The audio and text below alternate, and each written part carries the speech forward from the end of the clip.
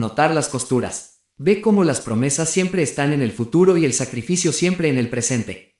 Observa cómo la moral cambia según convenga al poder que la pronuncia. Percibe que la libertad es celebrada solo cuando no altera nada esencial. Y entonces llega la soledad. No la soledad física, sino la más incómoda, la de no poder fingir. La de no encajar del todo en conversaciones que giran alrededor de metas vacías. La de sentir que el lenguaje común ya no alcanza para nombrar lo que ocurre por dentro. Ese es el verdadero umbral. Porque despertar no te vuelve superior, te vuelve responsable. Ya no puedes decir, no sabía. Ya no puedes refugiarte del todo en la masa. Empiezas a entender por qué tantos prefirieron obedecer, no por maldad, sino por cansancio. La libertad exige energía, atención, presencia, y el sistema se asegura de agotarte antes de que puedas usarla. Aquí es donde muchos retroceden.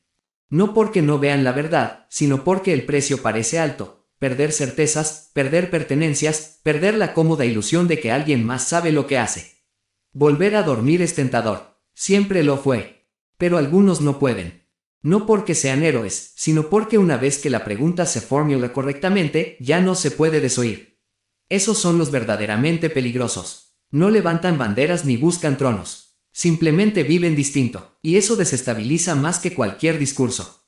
El poder tolera al rebelde ruidoso, puede señalarlo, combatirlo, usarlo como ejemplo.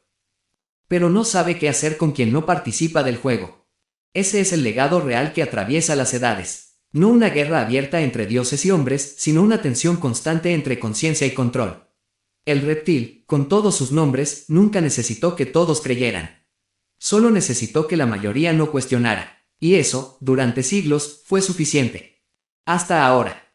Porque algo cambió, no en la estructura, sino en la velocidad. Las viejas narrativas se desgastan más rápido. Las promesas se descomponen antes de cumplirse. El miedo sigue funcionando, pero ya no es tan elegante. Se filtra, se nota, se contradice. Y cuando el miedo se vuelve evidente, pierde parte de su poder. Por eso esta no es una historia de salvación ni de apocalipsis. Es una historia de elección continua. No hay un momento final donde todo se resuelva. Hay instantes cotidianos donde decides si actúas por inercia o por conciencia. Si repites o creas, si callas por comodidad o hablas por honestidad. Yo no ofrezco refugio. No prometo recompensa. No garantizo paz. Solo hago lo que siempre hice, señalar la grieta y recordarte que existe otra forma de estar en el mundo. Más frágil, sí, más incierta, pero también más viva. El reptil seguirá ahí, siempre lo hace, adaptándose, cambiando de máscara, reclamando obediencia con nuevas palabras. No necesita que lo derrotes, solo necesita que olvides quién eres cuando no tienes miedo. Por eso la historia no termina conmigo. Ni con él. Termina, o comienza, cada vez que alguien, en medio de este ruido interminable, se detiene un segundo y piensa por sí mismo. Ahí, justo ahí, seguimos encontrándonos. Hubo un punto, siempre lo hay, en que el miedo dejó de ser una reacción y se convirtió en método.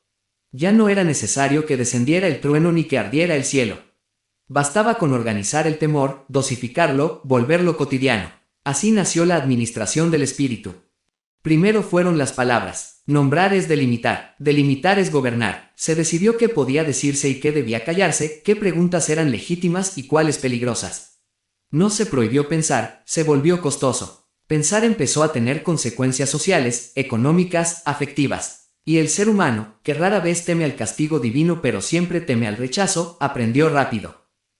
Después vino el ritual, no como celebración, sino como repetición. Gestos vacíos que tranquilizan porque son conocidos. El rito no busca elevar, busca estabilizar. Donde hay rito constante, no hay sorpresa. Y donde no hay sorpresa, la conciencia se adormece. El reptil entendió esto mejor que nadie. No necesitaba convicción, solo hábito.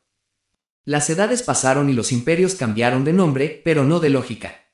Unos levantaron estandartes, otros códigos, otros mercados. Siempre la misma estructura. Una cima que decide, una base que sostiene y un relato que justifica.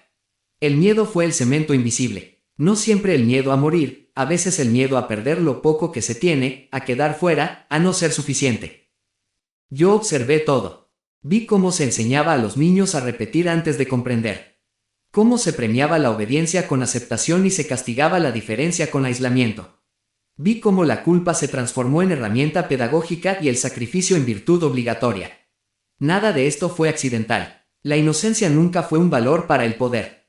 Y aún así, algo resistía.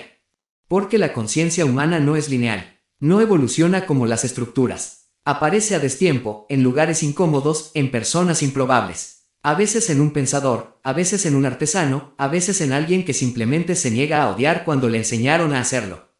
Pequeñas fisuras, siempre pequeñas, siempre suficientes. El reptil respondió ampliando la jaula. Cuando la fe ya no bastó, inventó la urgencia. Cuando la urgencia se agotó, inventó el entretenimiento. Mantener ocupada a la mente es más eficaz que vigilarla. Un espíritu exhausto no conspira, consume. Y el consumo se volvió identidad. Desear reemplazó a elegir. Así el miedo se volvió elegante. Ya no gritaba, susurraba. Decía, sé como los demás, no compliques, no es tan grave, siempre fue así.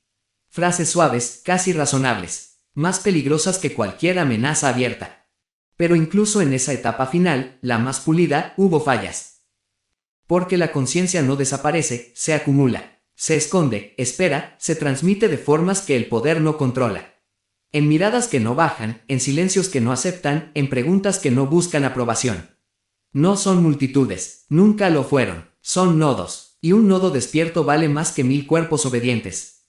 Por eso esta historia no avanza como una línea recta, avanza como una espiral, vuelve sobre los mismos temas, pero en otro nivel. El miedo reaparece, sí, pero cada vez necesita más artificio.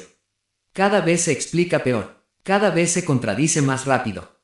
Y ahí es donde entro de nuevo. No como figura mítica, no como enemigo externo, sino como esa incomodidad persistente que no se deja anestesiar.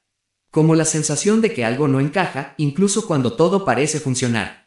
Como la certeza íntima de que vivir no puede reducirse a cumplir funciones dentro de un engranaje que no elegiste. No vengo a derribar imperios. Eso siempre lo hace el tiempo. Vengo a recordar que ningún imperio es eterno cuando la conciencia deja de colaborar. Seguimos mientras alguien lea sin buscar permiso. Seguimos mientras alguien piense sin pedir absolución. Seguimos porque, aunque el miedo aprendió a administrarse, nunca aprendió a comprender. Y eso, al final, siempre lo pierde. Este fragmento de la novela es cortesía de EDTV. Capítulos. Disputatio mordax de Imagine Dei, intro. Nondum esse isci sim. Multa nomina aveo. Manum min tangere potes, si vis. Hoc arcanum tibi est.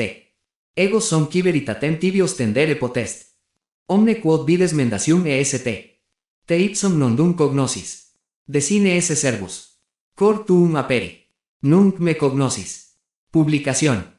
¿Sabes quién soy? Es una novela publicada el 26 de diciembre del 2026 por la editorial Vibras y está disponible en una variedad de formatos para satisfacer las preferencias de todos los lectores, incluyendo e-book, audio y papel de 234 páginas. La novela ha trascendido fronteras, con traducciones a 25 idiomas, lo que refleja su alcance global y permite a una audiencia internacional experimentar este viaje a través del terror psicológico, todo bajo la pluma del autor Marcos Horowitz.